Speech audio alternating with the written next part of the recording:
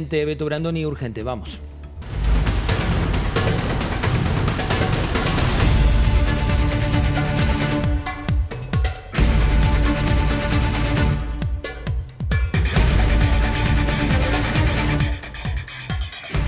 Vamos al móvil en la Quinta de Olivos. Robertino, contanos qué está pasando por allí. Cuando todo parecía indicar que terminaba la jornada en la Quinta de Olivos, nos vinieron las sorpresas.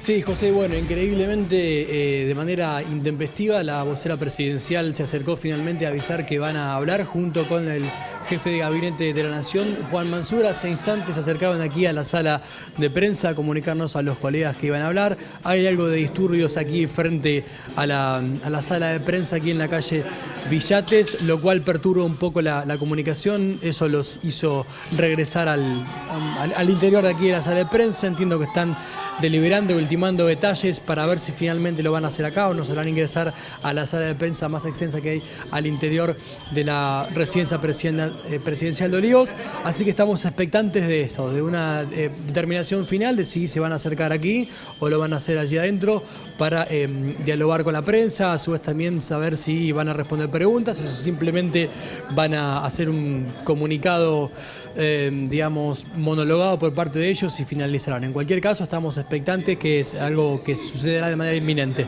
Robertino, esos incidentes que se escuchan, ¿no? ¿Qué es lo que está pasando? ¿Es poca gente? ¿Qué es lo que estás viviendo?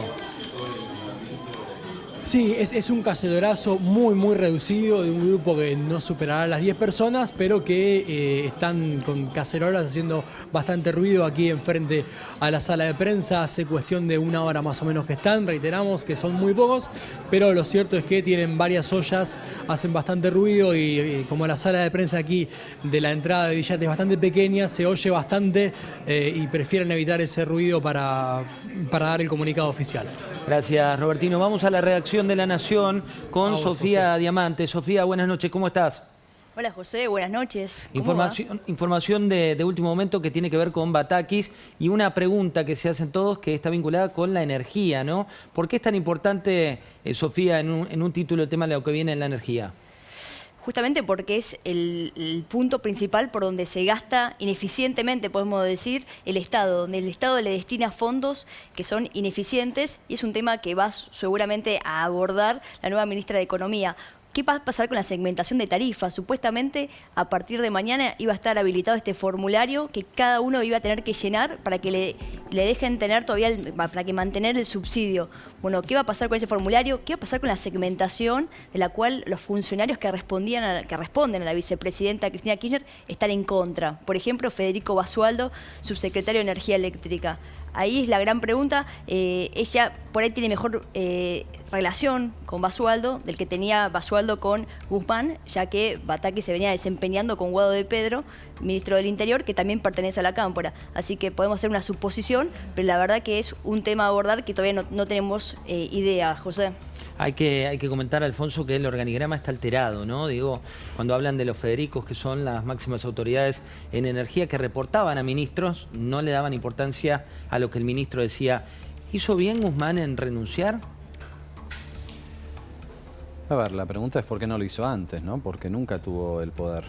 Guzmán se dedicó solamente a dos temas, que fue renegociar la deuda con los privados, y el resultado está a la vista porque el riesgo país está en 2.500 puntos.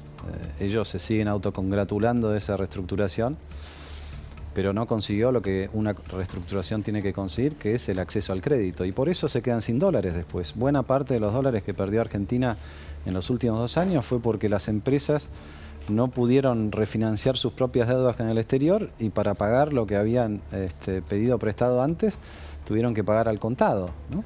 Argentina perdió crédito, perdió financiamiento. No es ni siquiera un problema de deuda, es un problema de credibilidad, crédito, financiamiento. Y la otra que no hemos hablado hasta ahora, la otra tarea de Guzmán, de la que se ocupó, fue tomarse 2 años para acordar un programa con el fondo que en la primera revisión ya tuvo que modificar las pautas porque no lo iba a cumplir.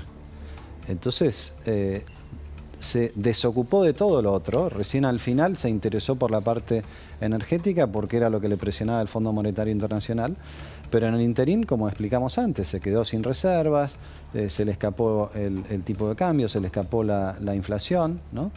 Entonces me parece que si bien ya es historia, nos sirve para entender el punto de partida de la próxima ministra, y como yo dije al principio, Cristina no puede despegarse de esto, porque el programa fue el programa de Cristina desde el inicio y va a ser aún más el programa de Cristina de ahora en adelante.